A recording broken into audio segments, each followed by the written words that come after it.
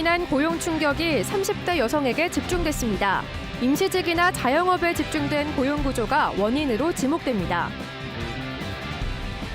다음 달 출범하는 제12대 도의회 전반기 의장 후보로 초선의 황영호 당선인이 선출됐습니다. 야당과의 원활한 원구성 가능성을 내비쳤습니다. 가뭄으로 바닥이 드러난 댐 상류 지역이 캠핑족이 버리고 간 쓰레기로 몸살을 앓고 있습니다. 클린 캠핑 구호가 겉돌고 있습니다.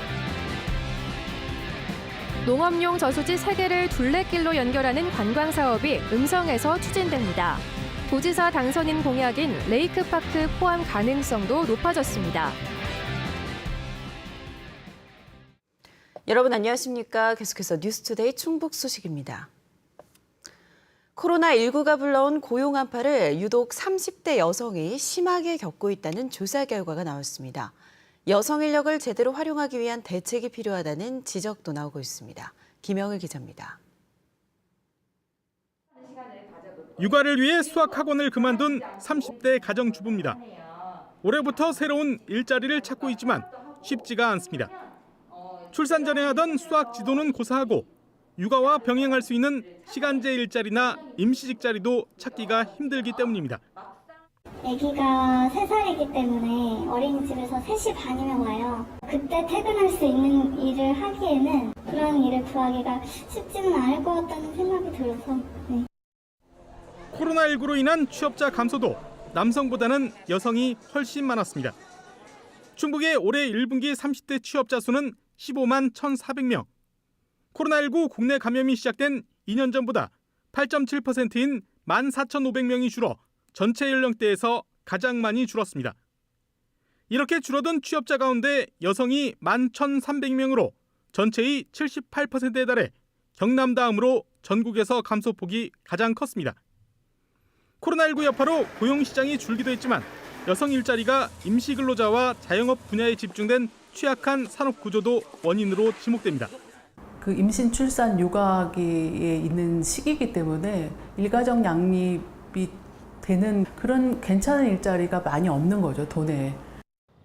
문제는 일자리를 떠나는 여성이 늘면서 발생하는 이른바 경력 단절 기간이 너무 길어지면 장기적으로 지역 경제 활력을 떨어뜨릴 수 있다는 겁니다.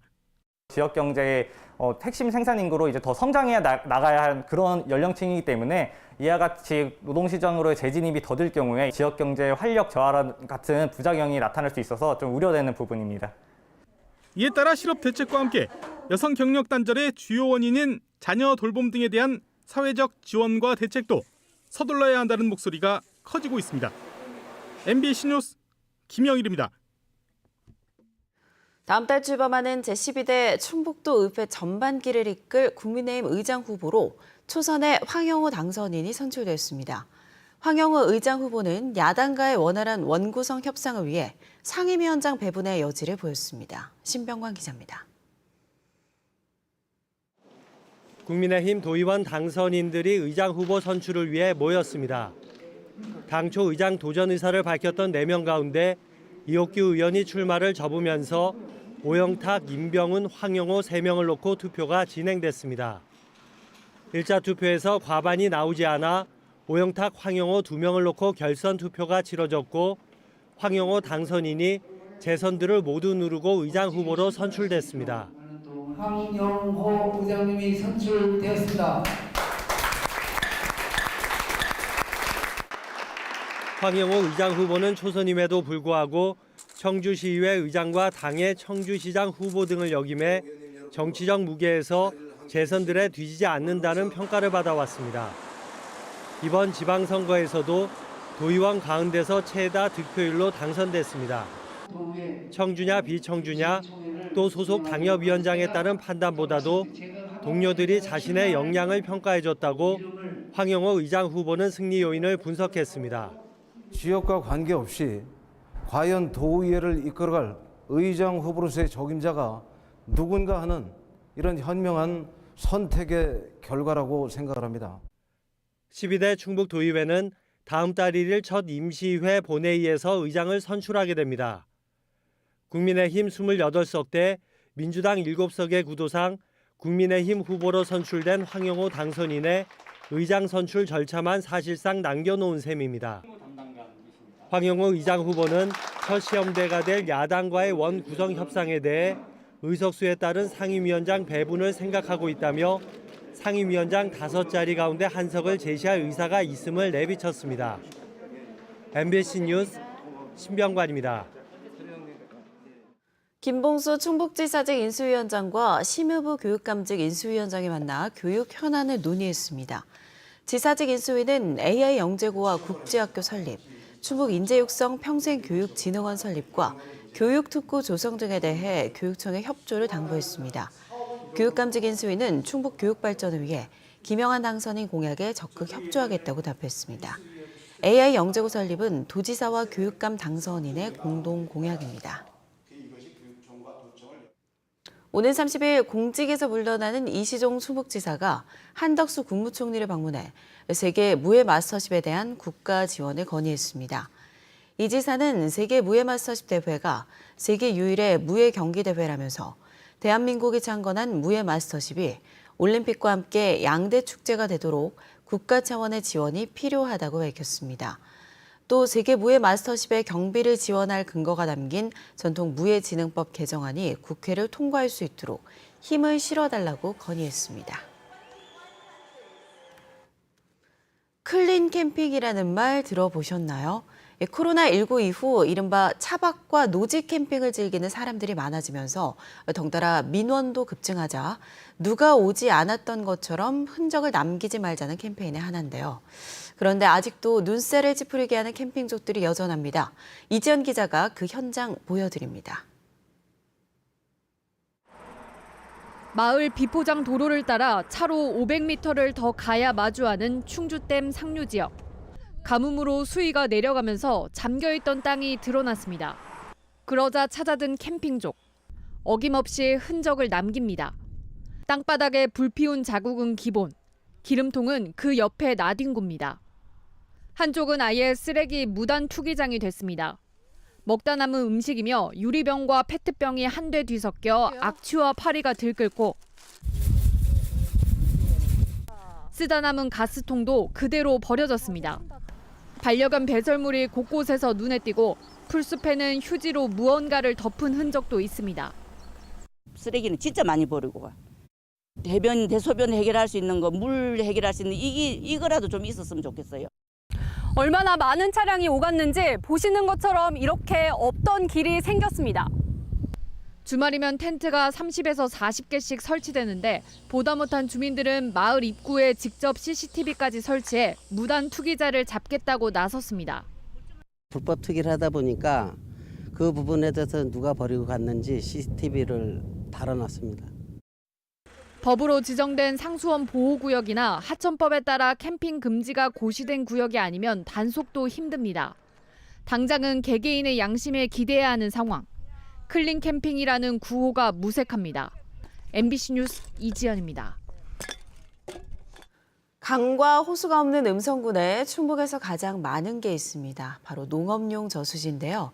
음성군이 지하 물길로 연결된 3개의 저수지를 한데 묶는 둘레길 관광 사업을 추진하고 있습니다. 기병환 도지사 당선인 1번 공약인 레이크파크 사업 포함도 요청했습니다. 허지희 기자의 보도입니다. 현재 숙박형 관광단지가 조성되고 있는 음성 금왕의 무국 저수지 일대. 이곳에서 서쪽 직선 거리로 800m, 북쪽으로 400m에 2개의 저수지가 더 있습니다. 용계, 금석 저수지입니다. 3개의 저수지는 지하에 있는 250m의 도수, 즉 물길 터널로 한데 묶여 있습니다. 국내에선 유일한 형태로 이를 삼형제 저수지로 명명한 음성군은 지난해부터 관광 자원화를 추진하고 있습니다.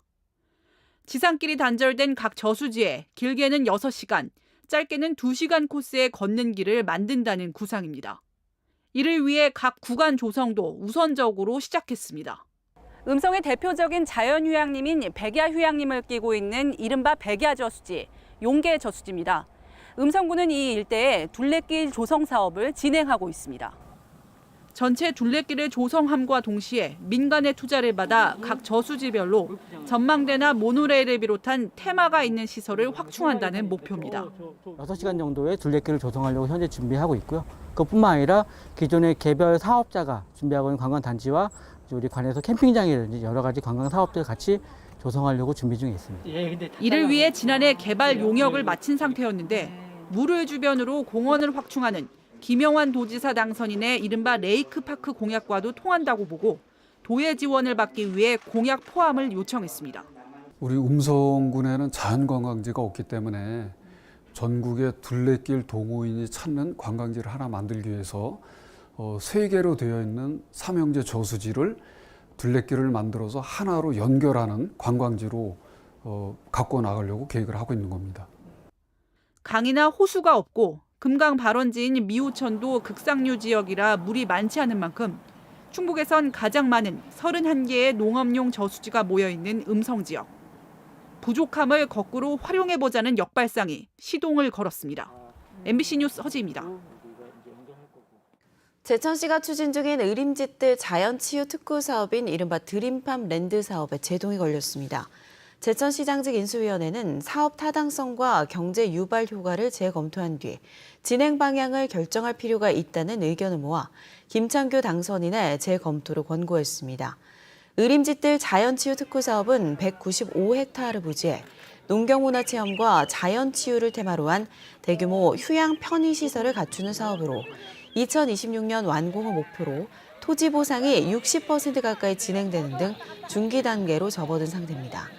제천시는 드림팜랜드 조성을 통해 3,700억 원의 생산 유발과 750억 원의 소득 유발, 3,800여 명의 고용 유발 효과를 예상했습니다.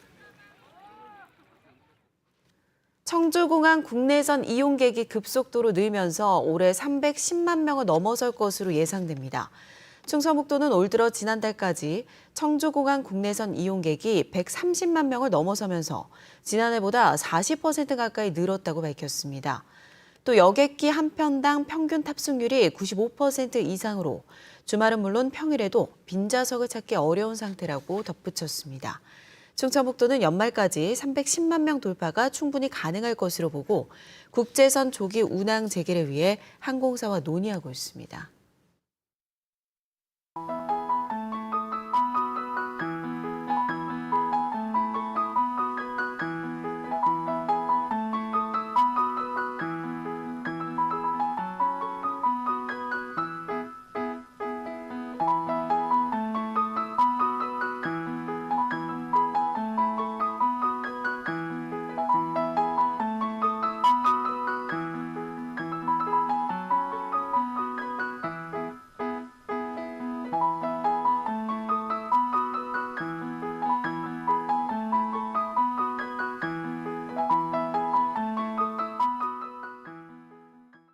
오는 8월 제천국제음악영화제 공식 경쟁 부문의 한국경쟁 상영작으로 17편이 선정됐습니다.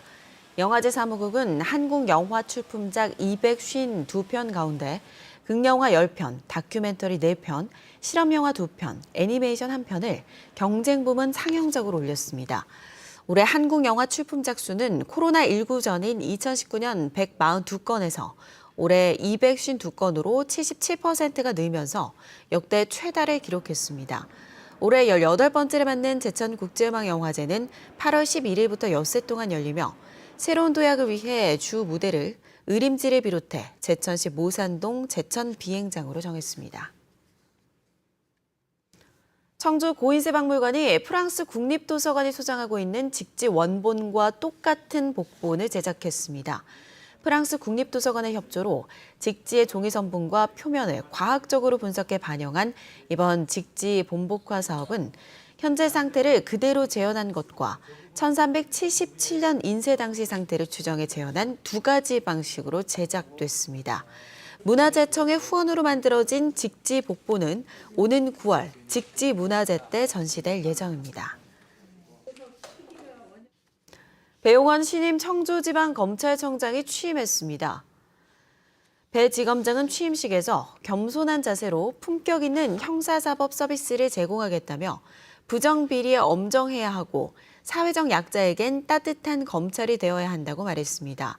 또 사법제도 변화 흐름에도 헌법 가치와 법질서 수호, 국민의 인권 보호와 사법 통제라는 검찰의 기본 책무는 결코 변할 수 없다고 강조했습니다. 전남 순천 출신의 배 지검장은 사법연수원 27기로 대검 공공수사부장, 전주지검장 등을 거쳤습니다. 수색용 드론 장비 횡령 절도 혐의와 뇌물수수 혐의로 입건된 현재 경찰 간부가 직위 해제됐습니다. 충북경찰청은 폴 드론팀 근무 시절 드론 장비들을 빼돌리고 드론 납품업체로부터 무상으로 드론을 받은 혐의로 수사를 받는 음성경찰서 소속 모 경감을 지난 24일자로 직위 해제했다고 밝혔습니다. 또 수사 결과에 따라 징계위원회를 열어 징계 수위를 결정할 방침입니다.